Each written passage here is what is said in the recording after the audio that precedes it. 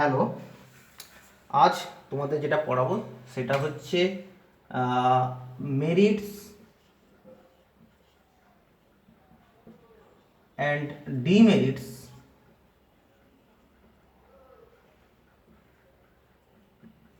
Merits of Bohr's atomic model. ঠিক আছে। So এই মেরিট বলতে কি বুঝি না, মেরিট বলতে বুঝি মানে একটা থিওরি, এই বোরের মডেলের মেরিট বলতে আমরা কি বুঝি না, মেরিট বলতে বুঝি যে এই বোর মডেলটা কোন কোন ঘটনাগুলোকে ব্যাখ্যা করতে পারে। ঠিক আছে। আচ্ছা, ডিমেরিট বলতে কি বুঝি না, ডিমেরিটস বলতে বুঝি যে এই মডেলটা কোন কোন ঘটনাগুলোকে, কোন কোন অবজারভেশনগুলোকে, কোন কোন এক্সপেরিমেন্টগুলোকে ও ব্যাখ্যা করতে পারে না, অথবা কোন কোন থিওরিকে, কোন কোন তত্ত্বকে ও অ্যাকচুয়ালি ভায়োলেট করে, সেটা হচ্ছে ওর ডিমেরিটসের মধ্যে পড়ে। ঠিক আছে। তাহলে প্রথমে আসি যে মেরিট। তাহলে কি বললো, মেরিট মানে কি না, মেরিট মানে হচ্ছে ও কোন কোন ঘটনাগুলোকে ব্যাখ্যা দিতে পারে। ঠিক আছে। সো ফার্স্টে যেটা আসছে সেটা হচ্ছে 1 নম্বর হচ্ছে যে stability of the atom. Stability of the atom. ঠিক আছে। আচ্ছা, এটা আবার কি, মানে এটা বলতে কি বোঝাচ্ছে যে স্টেবিলিটি অফ দ্য অ্যাটম বলতে কি বোঝাচ্ছে?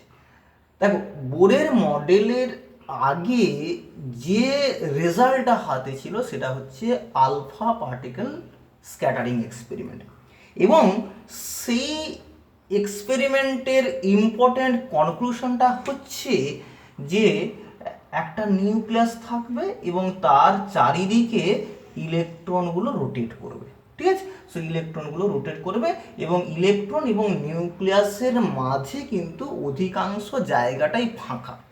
এটাই গুরুত্বপূর্ণ যে নিউক্লিয়াস এবং ইলেকট্রনের মাঝখানে অধিকাংশ জায়গাটাই হচ্ছে ফাঁকা। এটা হচ্ছে একদম এক্সপেরিমেন্টাল ফ্যাক্ট, যেটা কিনা আমরা আলফা পার্টিকেল স্ক্যাটারিং থেকে পেয়েছি।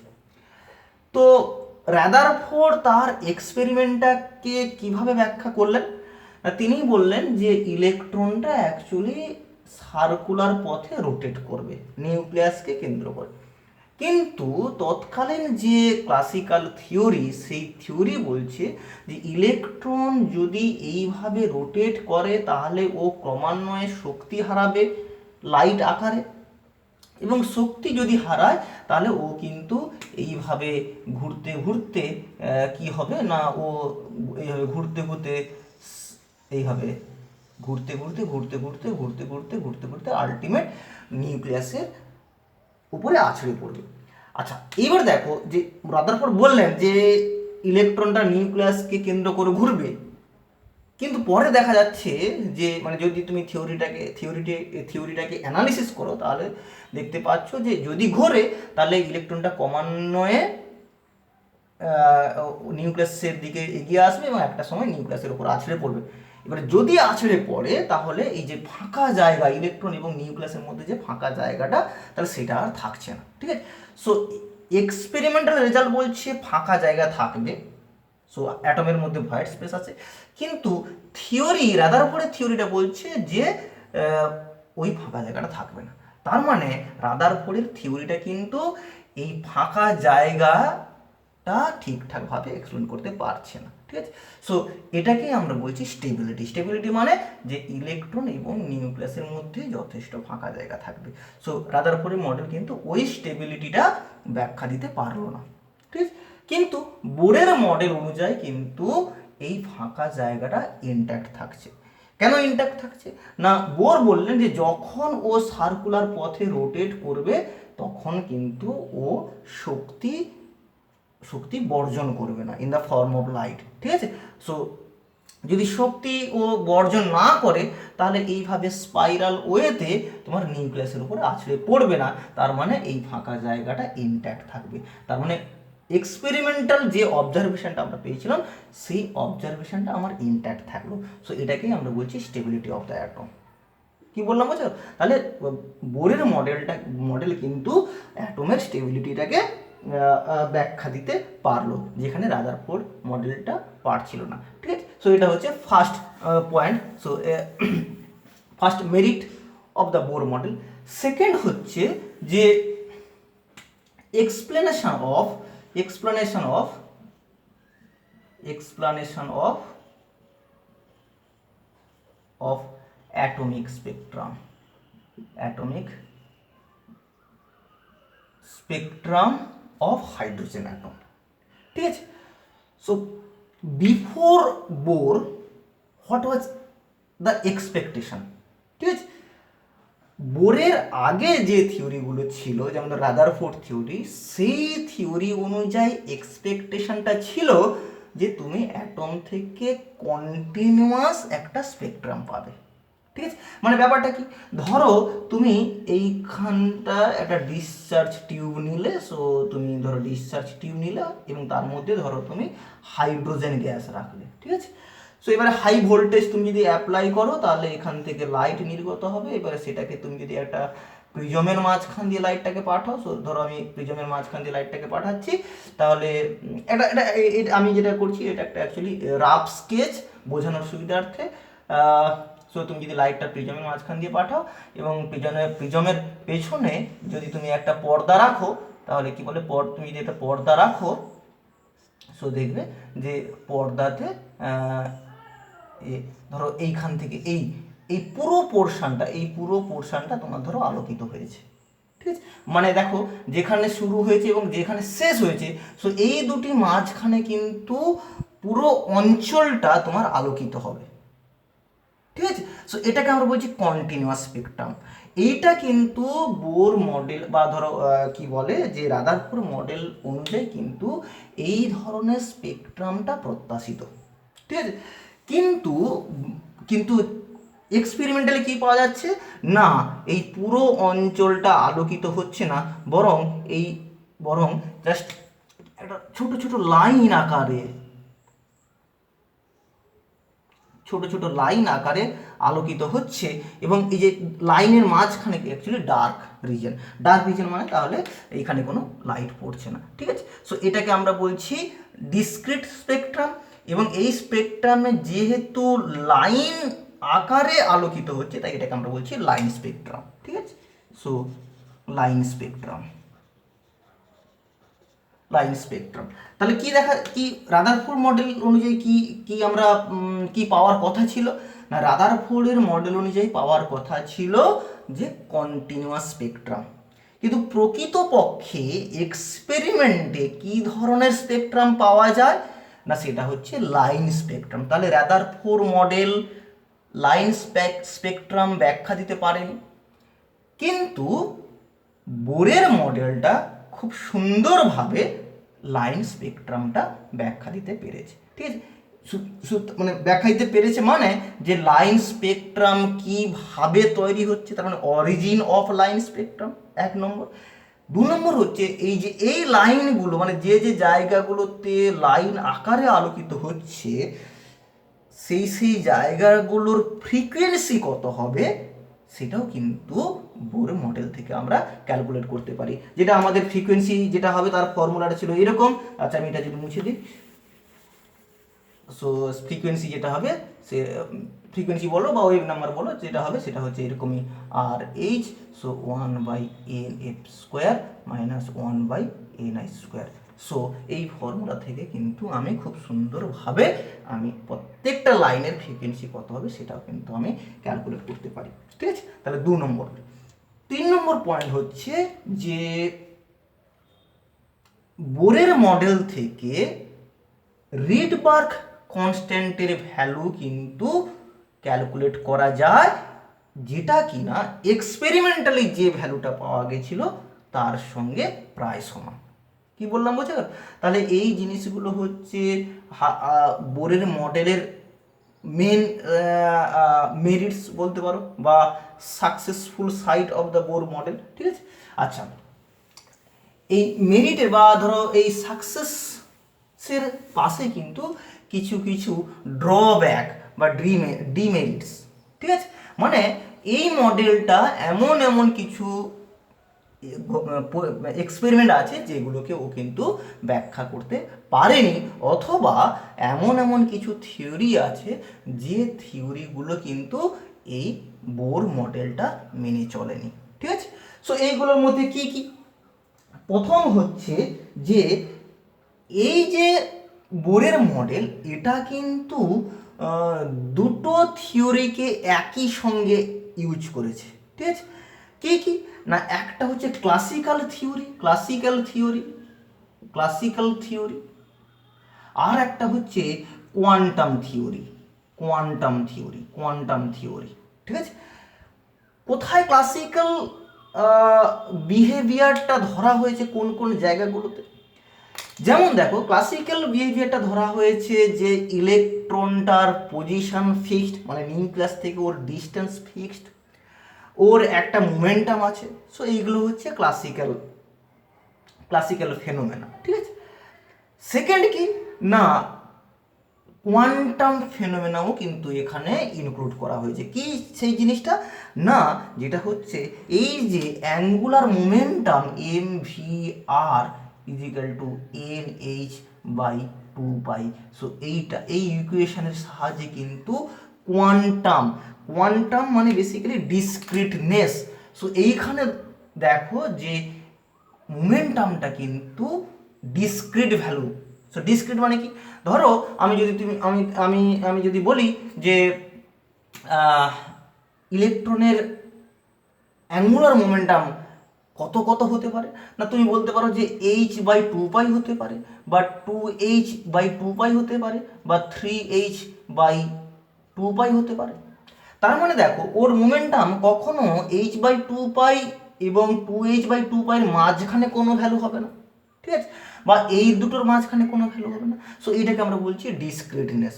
সো এটাই অ্যাকচুয়ালি কোয়ান্টাম ফেনোমেনাটাকে কিন্তু এই ইকুয়েশনের সাহায্যে ধরা হয়েছে। ঠিক আছে, তাহলে কি না, 1 নম্বর হচ্ছে বোরের মডেলটা কিন্তু ক্লাসিক্যাল মেকানিক্স এবং কোয়ান্টাম মেকানিক্স দুটোকেই কিন্তু ইনক্লুড করেছে। ঠিক আছে, সেকেন্ড হচ্ছে এই যে হঠাৎ করে একটা নাম্বার চলে এলো, এই নাম্বারের কোনো কিন্তু এক্সপ্লানেশন নেই। ঠিক আছে, মানে কোনোভাবে কিন্তু এই না কোনো কোনো কোনো ওয়েতে কিন্তু এটাকে বোর ডিরাইভ করেনি যে এনটা আমার চলে আসবে। সো এনটা বেসিক্যালি কীভাবে আনা হয়েছে না, এনটাকে আনা হয়েছে যাতে এক্সপেরিমেন্টাল রেজাল্টটাকে মানে লাইন স্পেকট্রামটাকে ব্যাখ্যা করা যায়। ঠিক আছে, সো 2 নম্বর গেল। 3 নম্বর হচ্ছে it is a 2 dimensional model. ঠিক আছে, সো 2 ডাইমেনশনাল মডেল,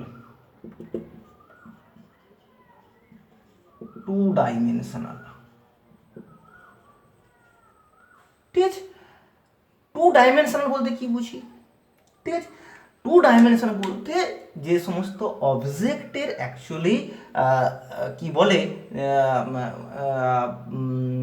শুধুমাত্র এরিয়া আছে কিন্তু ভলিউম নেই। ঠিক আছে, সো কিন্তু অ্যাটমের ভলিউম আছে, মানে অ্যাটম হচ্ছে 3 ডাইমেনশনাল। আমরা ছোটোবেলায় পড়েছি যে ভলিউমের ফর্মুলা কি না, দৈর্ঘ্য গুণিত প্রস্থ গুণিত উচ্চতা। তার মানে 3টে মাত্রা থাকবে। সো দৈর্ঘ্য একটা মাত্রা, প্রস্থ একটা মাত্রা, আর হচ্ছে হাইট উচ্চতা একটা মাত্রা। সো ওই জন্য ভলিউম, কারোর যদি ভলিউম থাকে তার মানে তোমাকে বুঝতে হবে যে সেটা 3 ডাইমেনশনাল। সো অ্যাটমের ভলিউম আছে, তার মানে অ্যাটম হচ্ছে 3 ডাইমেনশনাল, কিন্তু বোরের মডেলটা হচ্ছে 2 ডাইমেনশনাল। কেন 2 ডাইমেনশনাল না, এখানে বলা হচ্ছে যে ইলেকট্রনটা সার্কুলার পথে রোটেট করবে। সো একটা সার্কেলের কখনোই কিন্তু ভলিউম থাকতে পারে না। ঠিক আছে, তাহলে কি কি কি দাঁড়ালো, অ্যাকচুয়ালি বোর মডেল বলছে 2 ডাইমেনশনাল, অ্যাটম 2 ডাইমেনশনাল, কিন্তু প্রকৃতপক্ষে অ্যাটম হচ্ছে 3 ডাইমেনশনাল। সো এটা গেল 3 নম্বর দিক। 4 নম্বর হচ্ছে it is applicable only for 1 electron system. ঠিক আছে, মানে যে সমস্ত সিস্টেমে একটাই নিউক্লিয়াস এবং একটাই ইলেকট্রন আছে, তা যেমন ধরো হাইড্রোজেন অ্যাটম, ধরো ডয়টোরিয়াম অ্যাটম, বা ধরো He+ হিলিয়াম আয়ন, বা ধরো Li2+, এই ধরনের সিস্টেমের ক্ষেত্রে বোরের মডেলটা অ্যাপ্লিকেবল। কিন্তু পলিঅ্যাটমিক সিস্টেমের ক্ষেত্রে, পলি কথার অর্থ হচ্ছে একাধিক। সো পলিঅ্যাটমিক মানে পলি ইলেকট্রনিক মানে যেখানে ইলেকট্রনের সংখ্যা একাধিক তাদের ক্ষেত্রে কিন্তু বোরের মডেলটা অ্যাপ্লিকেবল নয় বা বোরের মডেলটা অ্যাপ্লাই করা যায় না। ঠিক আছে, সো এরপরে আসে 5 নম্বর। 5 নম্বর হচ্ছে বোরের মডেল কিন্তু ফাইন স্পেকট্রাম, ফাইন স্ট্রাকচার বলা ভালো, fine structure of the fine structure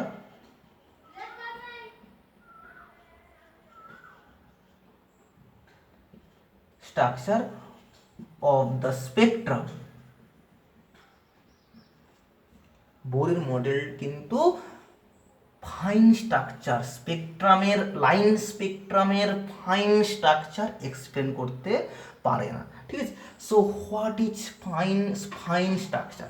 আচ্ছা, এবার একটু আগেই যে আমি একটা স্কেচ ড্র করেছিলাম সেখানে আমরা দেখেছিলাম যে আমরা যদি এইরকম একটা পর্দার ওপরে হাইড্রোজেন অ্যাটম থেকে যে রেডিয়েশনটা আসছে সেই রেডিয়েশনটা যদি আমি ফেলি তাহলে দেখব যে এইরকমই কয়েকটা জায়গায় লাইন আকারে আলোকিত হচ্ছে। ঠিক আছে, সো অনেক সময় কি হয় যে মানে তুমি একটা লো রেজলিউশন, তোমাদের এই যে মোবাইল, এখন যে মোবাইল, সো মোবাইলের রেজলিউশন কিন্তু এখন অনেক বেটার। এর আগে যে মোবাইলগুলো ছিল সেগুলো রেজলিউশন খুবই কম, সো আমরা যেটা বলছি যে ভিজিএ ক্যামেরা। ঠিক আছে, সো তুমি যদি লো রেজলিউশন আলা কোনো এক্সপেরিমেন্টের সাহায্যে এই স্পেকট্রামটা দেখো তাহলে এই জায়গাটা তোমার মনে হবে একটাই লাইন আছে, এই জায়গাটা মনে হবে তোমার একটাই লাইন আছে, মানে প্রত্যেকটা জায়গায় তোমার মনে হবে একটা করে লাইন আছে। ঠিক আছে, কিন্তু তুমি যদি ইনস্ট্রুমেন্টের রিজলিউশন পাওয়ার বাড়াও বা হাই রিজলিউশন আলা কোনো ইনস্ট্রুমেন্ট ইউজ করো তাহলে দেখবে যে এইখানে অ্যাকচুয়ালি একটা লাইন নেই, এই জায়গাটাতে অ্যাকচুয়ালি একটা লাইন নেই, এখানে অনেকগুলো লাইন, একাধিক লাইন ঘেঁষাঘেঁষি করে আছে বা খুবই পাশাপাশি আছে, ক্লোজলি লোকেটেড। ঠিক আছে, তাহলে এইটা হচ্ছে ফাইন স্ট্রাকচার। সিমিলারলি এই লাইনটাও অ্যাকচুয়ালি, এই লাইনটার জায়গায় অ্যাকচুয়ালি ওখানে অ্যাকচুয়ালি একটা লাইন নেই, অনেকগুলো লাইন খুব ঘেঁষাঘেঁষি করে আছে। ঠিক আছে, প্রত্যেকটা যেটা লো রেজলিউশন আলা কোনো ইনস্ট্রুমেন্টে যেটা তোমার মনে হচ্ছিল একটা লাইন বলে, হাই রেজলিউশন আলা ইনস্ট্রুমেন্টে দেখলে তুমি দেখতে পাবে যে প্রত্যেকটা লাইন অ্যাকচুয়ালি একাধিক লাইন দ্বারা গঠিত। ঠিক আছে, বা প্রত্যেকটা লাইনের লাইন অ্যাকচুয়ালি খুব কাছাকাছি, খুব মানে একাধিক ক্লোজলি প্যাকড লাইন দ্বারা গঠিত। সো এইটা হচ্ছে ফাইন স্ট্রাকচার। ঠিক আছে, সো বোরের মডেল কিন্তু এই ফাইন স্ট্রাকচারটা এক্সপ্লেন করতে পারেনি। ঠিক আছে, আচ্ছা এরপরে যেটা হচ্ছে যে জিমান এফেক্ট এবং স্টার্ক এফেক্ট। ঠিক আছে, জিমান এফেক্ট এবং স্টার এফেক্টটা কি? সো জিমান এফেক্ট মানে ধরো তুমি এই যে এক্সপেরিমেন্টটা করছো, এইভাবে ডিসচার্জ টিউব নিয়ে এক্সপেরিমেন্ট করছো, সো কি তারপরে নর্মাল যা সেট আপ, সো পর্দা এইভাবে ফেলছো, বাস তুমি স্পেকট্রাম পেয়ে গেলে। কিন্তু এই তাহলে ধরো স্পেকট্রাম, ধরো আমি এরকম একটা লাইন পেলাম, ধরো আমার ধরো যে নর্মাল সিচুয়েশনে আমি এই পর্দার মধ্যে 4টে লাইন পেলাম, কিন্তু এক্সপেরিমেন্টটা যদি ম্যাগনেটিক ফিল্ডের প্রেজেন্সে করো তাহলে এই প্রত্যেকটা লাইন অ্যাকচুয়ালি স্প্লিট করে যাবে। ঠিক আছে, মানে ধরো এই জায়গা তখন এই জায়গায় একটা লাইন দেখা যাবে না, ধরো 2টো লাইন দেখা যাবে। ঠিক আছে, সো এই জায়গায় ধরো একটা লাইন দেখা যাবে না, 3টে লাইন দেখা যাবে। ঠিক আছে, তার মানে কি না, যে জায়গাটা তোমার ইন অ্যাবসেন্স অফ ম্যাগনেটিক ফিল্ডে একটাই লাইন ছিল, in presence of magnetic field সেখানে 2টো লাইন দেখতে পাচ্ছ। তার মানে আমি ভাবছি যে একটা লাইন অ্যাকচুয়ালি ম্যাগনেটিক ফিল্ডের প্রেজেন্সে স্প্লিট করে 2টো হয়ে গেল। ঠিক আছে, তার মানে এটাকে আমরা বলছি স্প্লিটিং অফ স্পেকট্রাল লাইন। তাহলে ম্যাগনেটিক ফিল্ডের প্রেজেন্সে কিন্তু এই লাইনগুলো স্প্লিট করে যায়, সেটা 2টো লাইনে স্প্লিট করতে পারে, 3টে লাইনে স্প্লিট করতে পারে, 4টে লাইনে স্প্লিট করতে পারে। ঠিক আছে, তাহলে এই জিনিসটাকে আমরা বলছি জিমান এফেক্ট। ঠিক আছে, আর স্টার্ক এফেক্ট কি না, এটা ম্যাগনেটিক ফিল্ডের প্রেজেন্সে না করে তুমি যদি ইলেকট্রিক ফিল্ডের প্রেজেন্সে এই এক্সপেরিমেন্টটা রিপিট করো তাহলেও দেখবে যে প্রত্যেকটা লাইন অ্যাকচুয়ালি স্প্লিট করে গেছে। সো এটাকে আমরা বলছি স্টার্ক এফেক্ট। সো বোরের মডেল অ্যাপ্লাই করে তুমি কিন্তু জিমান এফেক্ট বা স্টার এফেক্ট এক্সপ্লেন করতে পারো না। ঠিক আছে, তাহলে এইগুলো হচ্ছে ডিমেরিটস। তাহলে আজকে এই পর্যন্ত থাক।